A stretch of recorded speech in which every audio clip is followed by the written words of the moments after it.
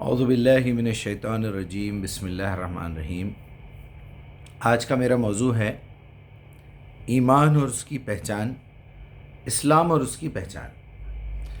آخر ہر انسان کو یہ سوچنا چاہیے، سوچتا بھی ہے کہ یا اللہ میں اس دنیا میں پیدا ہو گیا ہوں، مسلمانوں میں پیدا ہو گیا ہوں، چلیے مسلمانوں کی بات لے لیجیے، یا پھر کسی بھی مذہب میں وہ یہ سوچے گا کہ مجھے تو نے پیدا کیا، یہ گھر کا سلیکشن تو نے کیا ہے، میں تو اپنی مرضی سے یہ گھر میں پیدا نہیں ہوا۔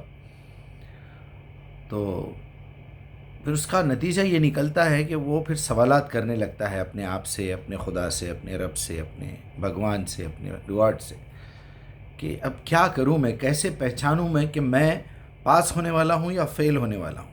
یہ زندگی تو امتحان ہے، اچھے حالات ہوں یا برے ہوں، اتنا تو سمجھ میں آ گیا ہے۔ مجھے کوئی تو اطمینان ہو، کچھ تو سیٹسفیکشن ہو کہ میں نے یہ پیپر صحیح لکھا ہے، یہاں مجھ سے غلطی ہوئی ہے۔ چنانچہ اللہ سبحانہ و تعالیٰ نے ہر انسان کے اندر اس کے ضمیر میں ایک میٹر رکھ دیا ہے، وہ بتاتا ہے آپ کو یہاں آپ غلط ہوئے تھے، یہاں آپ صحیح جا رہے ہیں۔ اور جب بندہ صحیح ہوتا ہے تو پھر وہ اس کو کانفیڈنس مل جاتا ہے۔ اور کچھ ایسے بھی لوگ ہیں جو غلط باتوں پہ کانفیڈنٹ ہیں کہ میں صحیح ہوں، وہ ایک الگ سبجیکٹ ہے۔ آج میں یہ موضوع اس لیے چنا ہوں کہ آپ کو یہ سمجھاؤں کہ ہم یہ دنیا میں جو زندگی گزار رہے ہیں، خاص طور پہ میں مسلمانوں کی بات کروں گا، ہم کو ایک اطمینان ہے کہ ہم جنتی ہیں، اللہ تعالیٰ نے ہم کو جنت کے لیے چن لیا ہے، اس لیے مسلمانوں میں پیدا کرا۔ ان بیچاروں کو جہنم میں ڈالنے کی پہلے سے سوچ لیا تھا، اس لیے کوئی ہندو بن گیا، کوئی کرسچن بن گیا، کوئی یہودی بن گیا، کوئی بدھسٹ بن گیا، کوئی سکھ بن گیا۔ یہ تو کوئی انصاف نہیں ہوا نا۔ تو آپ تو یہ اللہ پہ الزام لگا رہے ہیں،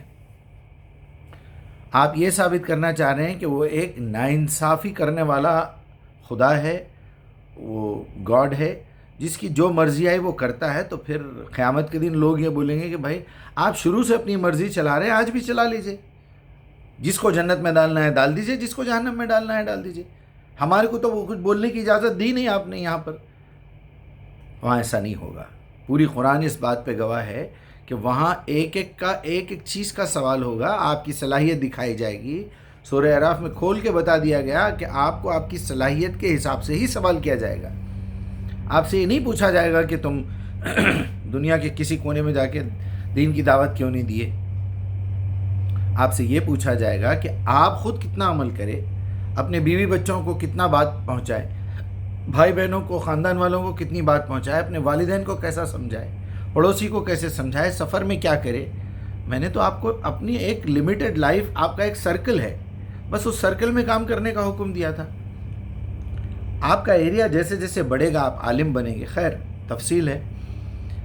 اگر آپ مومن ہیں یہ دیکھنا ہے، آپ مسلم ہیں یہ دیکھنا ہے، تو سب سے پہلے آپ سورہ توبہ نکالیے، 9 نمبر پہ ہے، اس کی 111 آیت نمبر 111۔ جیسے 9/11 کا قصہ مشہور ہے، قرآن کی سب سے مشہور، سب سے معروف، سب سے زیادہ اہم آیت سمجھ لیجئے آپ، 9111 ہے۔ وہ ہے ان اللہ اشتری من المؤمنین انفسهم واموالهم بان لهم الجنہ۔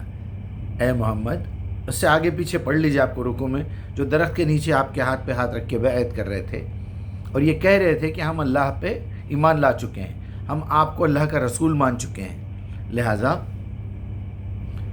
ہم اپنی جان، اپنی مرضی، اپنا مال اللہ کے حوالے بیچ رہے ہیں، اللہ خرید رہا ہے بِأَنَّ لَهُمُ الْجَنَّةَ، جنت کے بدلے میں، کہ تم کو واپس آنا ہے جنت میں، تو یہ دنیا میں جو چیزیں ہیں یہ اپنی مرضی سے نہیں چلے گا۔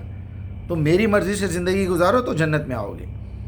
جو مال تمہیں دیا گیا ہے یا تم کما رہے ہو، میری مرضی سے کمانا چاہیے، اگر نہیں کماؤ گے تو پھر حساب لیا جائے گا، پھر تم جہنم میں جاؤ گے۔ تو آپ سیدھی سادے فارمولے پہ اپنی زندگی دیکھ لیجئے کہ میں اپنی مرضی اور اپنا مال کیسے خرچ کر رہا ہوں، کیسے کما رہا ہوں۔ یہاں مال کا خاص طور پہ ذکر کرنا مرضی بولنے کے بعد کچھ زیادہ ضروری نہیں لگتا تھا، لیکن آپ دیکھیے کتنا ضروری ہے۔ لوگ یہ بہانہ بنا سکتے تھے قیامت کے دن، مرضی آپ نے کہا کہ آپ نے زندگی دی، ٹھیک ہے، ہم نے اپنی مرضی آپ کو بیچ دی، یہ مال تو میں اپنی محنت سے کمایا سو ہوں۔ آپ وہ مال پہ قبضہ کر رہے ہیں خواہ کے، کماؤں بھی آپ کی مرضی سے، خرچوں بھی آپ کی مرضی سے، لیکن اس کے اندر بہت ساری کنڈیشنز آ جائیں گی نا۔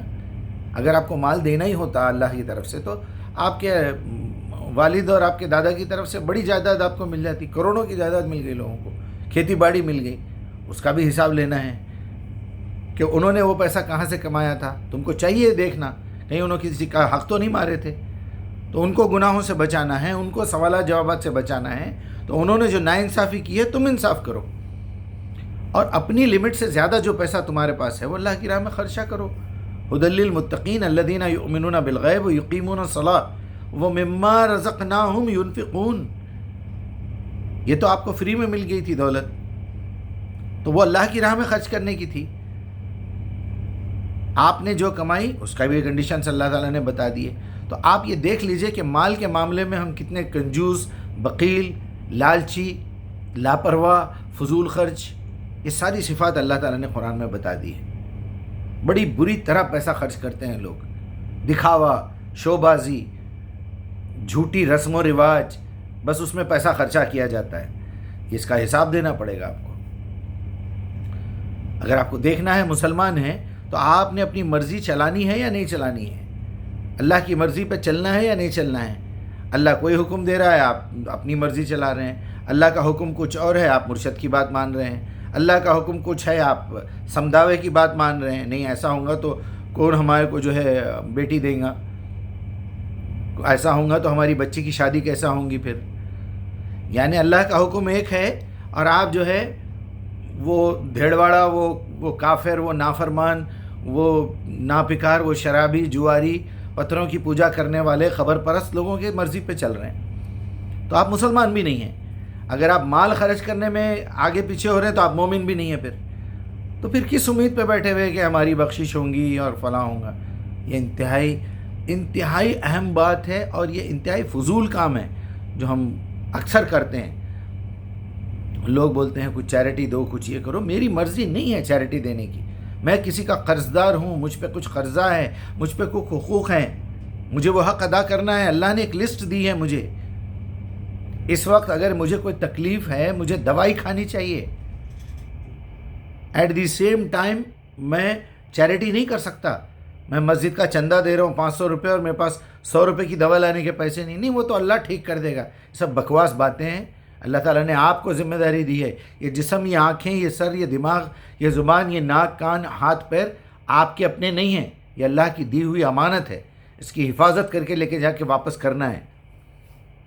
واپس کرنے کا مطلب یہ نہیں ہے کہ آپ ہاتھ پیر لے کے جا کے اللہ کو دے رہے ہیں. وہ تو دفن ہو جائیں گے، وہ اللہ ریسیو کر لے گا جیسا بھی ریسیو کرنا ہے، چاہے باڈی کو جلا دیا جائے یا کچھ کر دیا جائے. ان ہاتھوں کی رپورٹ جائے گی کرامن کاتبین کے پاس سے کہ ان ہاتھوں کا آپ نے کیا استعمال کیا. وہ تو خود ہی بنا کے کھڑا کر دے گا اس دن. بہرحال لوگ اس غلط فہمی میں مبتلا ہیں کہ ہم مسلمان ہیں، ہم مومن ہیں.